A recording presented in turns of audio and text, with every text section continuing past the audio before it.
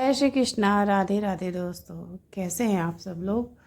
दोस्तों, मैं आशा करती हूँ कि प्रभु की कृपा से आप सब प्रसन्न होंगे और सुखी होंगे। दोस्तों, आज मैं आपको एक बहुत ही प्यारी सी लड्डू गोपाल की सत्य लीला कथा सुनाने जा रही हूँ। दोस्तों, भगवान जब किसी पर कृपा करते हैं, जब अपनी भक्ति प्रदान करते हैं, तो वो ये नहीं देखते कि मेरा भक्त अमीर है या गरीब, वो किस जाति का है, वो किस वर्ण का है, या फिर वो ऊंचे कुल का है या नीचे कुल का। भगवान सिर्फ मनुष्य के हृदय की सरलता और उसकी पात्रता को देखते हैं। प्रभु को इस बात से कोई भी लेना देना नहीं है कि मुझे भोग में भक्त क्या खिला रहा है, वो मुझे 56 भोग खिला रहा है या फिर मुझे सिर्फ तुलसी के 2 पत्तों का भोग लगा रहा है। प्रभु को सिर्फ अपने भक्त के हृदय की स्वच्छता और निर्मलता से लेना देना होता है। प्रभु हमेशा चाहते हैं कि मेरी भक्ति हमेशा एक ऐसा व्यक्ति करे जो मन का अत्यंत निश्चल हो, जिसके मन में छल कपट ना हो, लालच ना हो, काम क्रोध ना हो। और संसार में ऐसे लोग बहुत ही कम होते हैं। दोस्तों, भक्ति तो सभी करते हैं, लेकिन निष्काम भक्ति प्रभु की करना, ये ही उनको सबसे अधिक पसंद है। दोस्तों, आज मैं आपको सत्य घटना सुनाने जा रही हूँ निर्मला जी के जीवन में घटी हुई। निर्मला जी, जो कि एक बहुत ही संपन्न परिवार की बहू हैं, वो भगवान श्री कृष्ण की भक्त तो हैं, लेकिन दोस्तों उनके परिवार में कभी भी भक्ति का माहौल नहीं रहा। उनके घर में सभी मांस मदिरा का प्रयोग करते थे, नॉनवेज खाते थे और कोई भी पूजा पाठ के तरफ आकर्षित नहीं होता था। किसी की भी दिनचर्या ऐसी नहीं थी जिसमें भगवान की भक्ति निहित हो। घर में भक्ति का, भजन कीर्तन का ऐसा कोई भी माहौल नहीं था। लेकिन वो दोस्तों, साधु संत कहते हैं कि भक्त जो होता है, अगर वो सच्चा भक्त है, उसने पहले कई जन्मों में भक्ति की है, तो उसके पूर्व जन्म के संस्कार भी इस जन्म में धीरे धीरे उभरने लगते हैं। निर्मला के साथ ऐसा ही था। उसके घर में भक्ति पूजा पाठ कोई भी नहीं करता था, लेकिन कभी कभी उसकी ऐसी इच्छा होती थी कि वो राधा कृष्ण की प्रतिमा अपने घर में लाए या फिर उनकी फ़ोटो लाए। और सबसे ज़्यादा निर्मला की जो इच्छा थी वो थी लड्डू गोपाल को अपने घर में लाने की। निर्मला को बाल गोपाल का स्वरूप बहुत ही मनमोहक लगता था।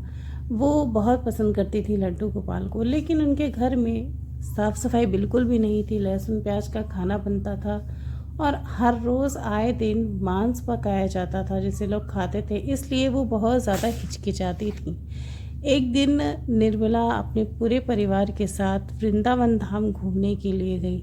वहाँ घूमती रहीं, तभी अचानक से उनके छोटे छोटे जो 2 बच्चे थे, वे एक दुकान पर चल गए जहाँ पर विग्रह वगैरह बिक रहा था। लड्डू गोपाल का विग्रह और भी देवताओं का विग्रह, मूर्तियाँ उस दुकान पर बिक रही थी। बच्चे दौड़ते हुए वहाँ पर एक लड्डू गोपाल को देखकर चले गए, क्योंकि आपने भी देखा होगा कि दुकान पर अक्सर जो दुकानदार होते हैं वो लड्डू गोपाल का विग्रह श्रृंगार करके दुकान पर बाहर की ओर लगा कर रखते हैं, जिससे आने जाने वाले लोगों को लड्डू गोपाल का विग्रह नजर आए और जिन्हें लेना हो वो दुकान पर आ सके।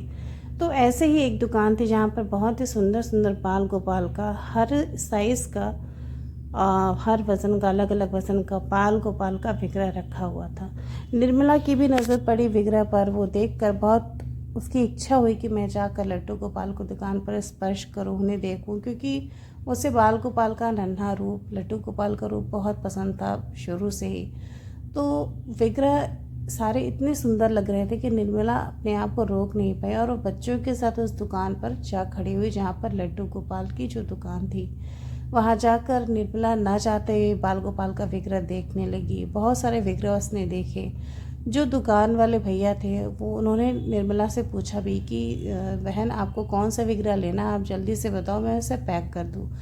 तो जब दुकानदार ने निर्मला से विग्रह लेने के लिए पूछा तो निर्मला ने स्पष्ट मना कर दिया कि भाई, मुझे लेना नहीं है, मैं बस इतने ही मुझे सुंदर प्रतीत हो रहे थे और इतना आकर्षण है इनमें कि मैं बस आपकी दुकान पर इन्हें देखने के लिए खींच चल गई, मैं विग्रह नहीं खरीद सकती। तो दुकानदार ने थोड़ा सा जोर भी डाला कि आप ले लीजिए, विग्रह बहुत अच्छा है और मैं बहुत अच्छा श्रृंगार कर दूंगा, ये और भी सुंदर लगेंगे। निर्मला अपने आप को फंसा हुआ सा महसूस कर रही थी। अंदर ही अंदर उसकी इच्छा भी हो रही थी कि मैं बाल गोपाल को अपने साथ ले जाऊं। उसे ये करना अच्छा नहीं लग रहा था कि दुकान पर आकर विग्रह देखना और छोड़ देना।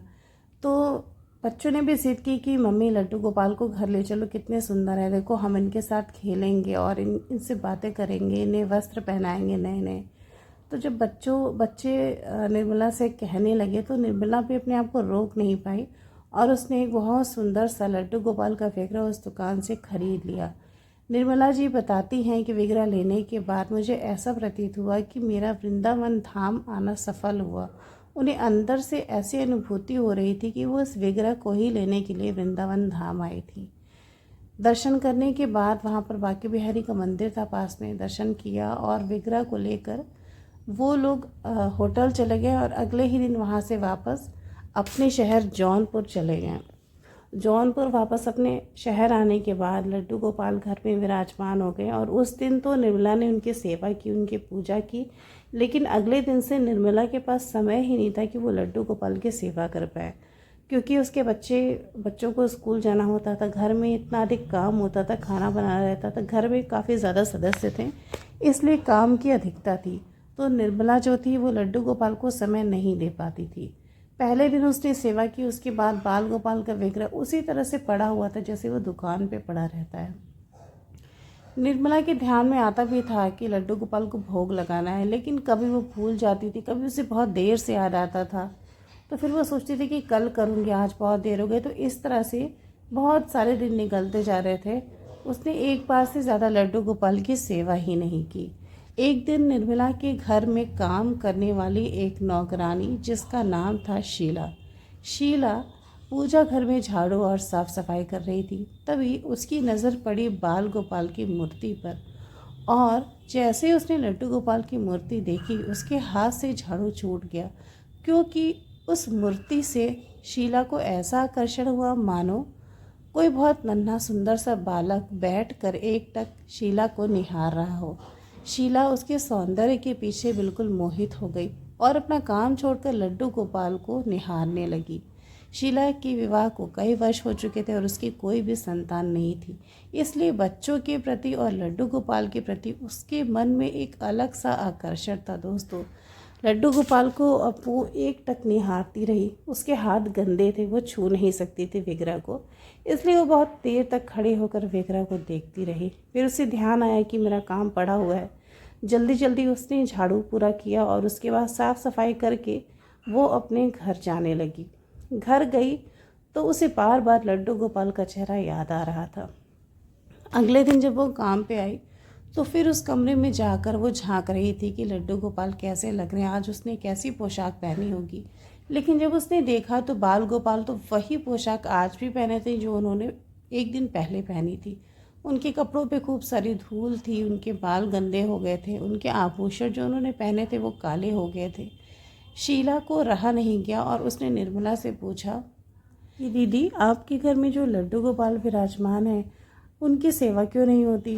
उनका चेहरा इतना काला हो गया है, वस्त्र गंदे हो गए हैं, बालों पर धूल और मकड़ी के जाले लग गए हैं।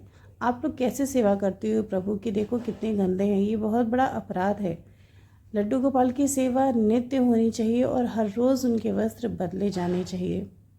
निर्मला शीला की बात को ध्यान से सुनती रही और चुपचाप थी। फिर उसने बोला भी कि शीला, मुझे सब कुछ पता है कि लड्डू गोपाल की सेवा रोज़ होती है, लेकिन मैं क्या करूं? मेरी सामर्थ्य नहीं कि मैं घर के काम छोड़कर बाल गोपाल की सेवा करूं। अगर मैं ऐसा करने लगी तो मुझे घर के सभी सदस्य डांटेंगे, खासकर जो निर्मला की सास थी वो ज़रूर डांटेंगी। इस बात का उसके मन में बहुत डर था। शीला निर्मला से बोली कि दीदी, अगर आपको कोई एतराज़ ना हो तो मैं रोज़ सुबह आकर बाल गोपाल की सेवा कर दिया करूँगी और आपको बता भी दूँगी कि सेवा कैसे होती है। ये सुनकर निर्मला के मन में एक उम्मीद जगी कि चलो, अगर मेरी थोड़ी सहायता करेगी शीला तो बाल गोपाल की सेवा रोज़ होने लगेगी। निर्मला ने उसे बोल दिया कि ठीक है, तुम सुबह थोड़ा जल्दी आना, अगर तुम्हारे पास समय होगा तो हम दोनों ही मिलकर लड्डू गोपाल की सेवा कर लिया करेंगे। अगले दिन शीला सुबह 5 बजे अपने घर से नहा धोकर सेवा के उद्देश्य से निर्मला के घर जल्दी आ गई। घर आकर उसने निर्मला से बोला कि दीदी चलिए हम सबसे पहले बाल गोपाल की सेवा कर लें। निर्मला जैसे ही उठी, वो जा रही थी स्नान के लिए, तभी उसकी सास ने उसे बुला लिया और बोला कि तुम जल्दी से मेरे लिए पानी तैयार कर दो नहाने का, और मेरे लिए चाय बना दो, मुझे नहाना है, और जल्दी से नाश्ता बना दो, मुझे बहुत ज़ोर से भूख लगी है। ये सारे काम उन्होंने लगा दिए निर्मला के आगे, और निर्मला भूल ही गई कि मुझे लड्डू गोपाल की सेवा करनी थी। शीला देखती रही कि निर्मला के पास तो समय ही नहीं है सेवा के लिए, इसलिए उसने निर्मला से आज्ञा लेकर स्वयं लड्डू गोपाल की सेवा की। उस दिन दूसरी बार बाल गोपाल की सेवा हुई, उन्हें स्नान कराया गया, उन्हें तुलसी के पत्तों का भोग लगा, नए वस्त्र धारण कराए गए। शीला बहुत खुशी खुशी लड्डू गोपाल की सेवा करती रही, और उसके बाद निर्मला को खाली होने में दोपहर हो गई। फिर उसने आकर देखा तो लड्डू गोपाल बहुत ही सुंदर लग रहे थे, वो बहुत प्रसन्न थी। लेकिन उसके मन में कहीं ना कहीं इस बात का बहुत दुख था कि देखो, शीला एक नौकरानी होकर भी उसके भाग्य कितने अच्छे हैं कि वो प्रभु की सेवा कर रही है, लेकिन मैं कितनी पापन हूँ कि मुझे अवसर ही नहीं मिल रहा बाल गोपाल की सेवा करने का। वो बहुत दुखी थी इस बात से। उसी दिन पता चल जाता है उसकी सास को कि घर में लड्डू गोपाल की सेवा हो रही है। वो निर्मला पर और शीला पर और भी ज़्यादा भड़क जाती हैं, और इस बात की धमकी देने लगती हैं कि लड्डू गोपाल उठाकर किसी और को दे दो। अगर तुम्हें बाल गोपाल की सेवा करनी है तो मेरी सेवा कौन करेगा, उन्हीं की सेवा करो फिर। ये सारी खरी खोटी बातें उन्होंने अपनी बहू निर्मला को सुनाई। निर्मला बहुत ज़्यादा दुखी थी। अगले दिन जब शीला आई तो निर्मला ये सारी बातें रो रो कर उसे बताने लगी कि कल ऐसे ऐसे मेरे घर पे हुआ, मुझे बहुत डांट पड़ी और मैं इसीलिए रो रही हूँ। शीला भी निर्मला को देखकर बहुत दुखी हो गई। तभी निर्मला ने शीला से बोला कि शीला तुम मेरी एक बात मानो, तुम लड्डू गोपाल को अपने घर ले जाओ, क्योंकि यहाँ पर लहसुन प्याज का खाना बनता है, सफाई भी नहीं होती है, आए दिन मांस मदिरा का प्रयोग होता है। इस तरह का माहौल भगवान जहाँ पर होते वहाँ पर नहीं होना चाहिए। उन्होंने शीला से बोला, निर्मला ने शीला से बोला कि तुम लड्डू गोपाल का विग्रह अपने साथ ले जाओ, क्योंकि तुम सेवा अच्छे से करती हो, सफाई से करती हो, इसलिए तुम्हारे घर ही होना उनका सही है। शीला प्रसन्न तो बहुत हुई कि चलो लड्डू गोपाल मुझे मिल जाएंगे। अगर मेरी तो हैसियत नहीं कि मैं एक विग्रह खरीद सकूं, लेकिन ये शायद प्रभु की कृपा ही है कि वो मुझे ऐसे ही मिल रहे हैं, बिना धन खर्च किए ही मुझे मिल रहे हैं। वो घर ले जाने के लिए तैयार हो जाती, तभी उसे याद आता है। वो निर्मला से कहती कि दीदी मैं विग्रह तो ले जाऊंगी, लेकिन मेरी इतनी सामर्थ्य नहीं है कि मैं उनकी सेवा कर पाऊँ।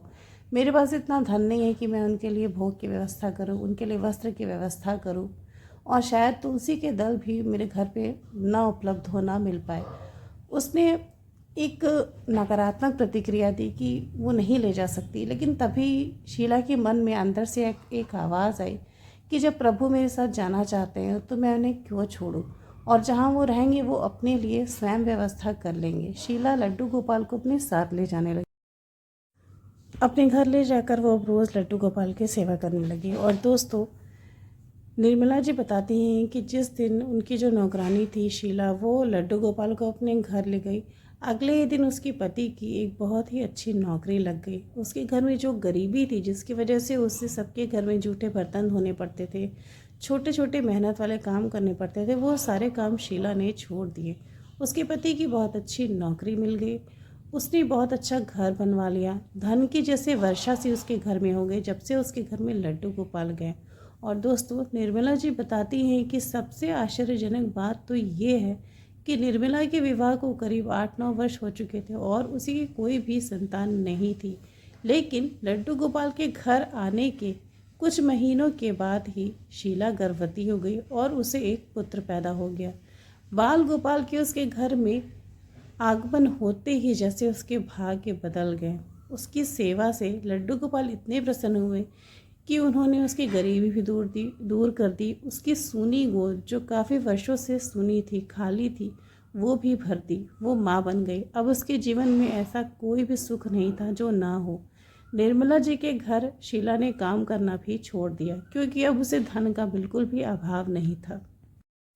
अब शीला बहुत ज़्यादा प्रसन्न रहने लगी।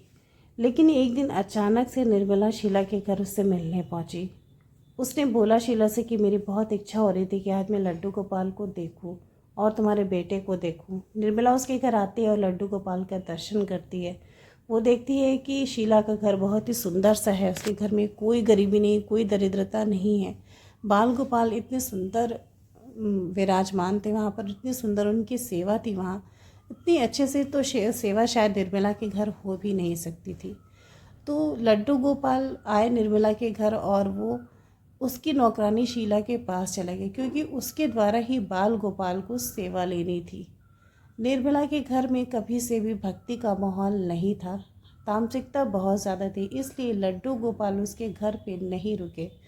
दोस्तों, जहाँ पर भी तामसिकता होती है, नकारात्मकता होती है, जहाँ पर भक्ति को प्राथमिकता नहीं दी जाती, वहाँ पर भगवान स्वयं भी नहीं रुकते।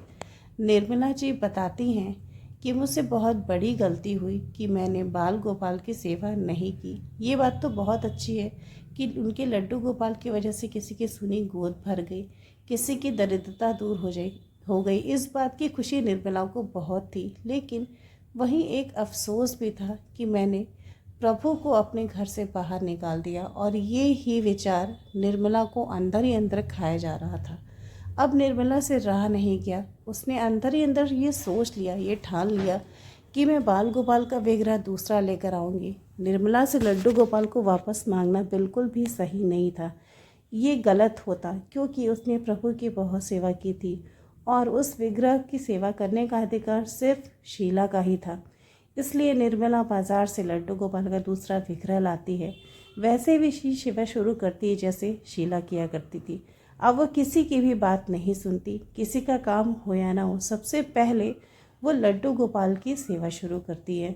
ऐसा करते करते जैसे ही निर्मला को 2-4 महीने हुए, निर्मला जी बताती कि उसके घर की दिशा और दशा दोनों ही परिवर्तित हो गई।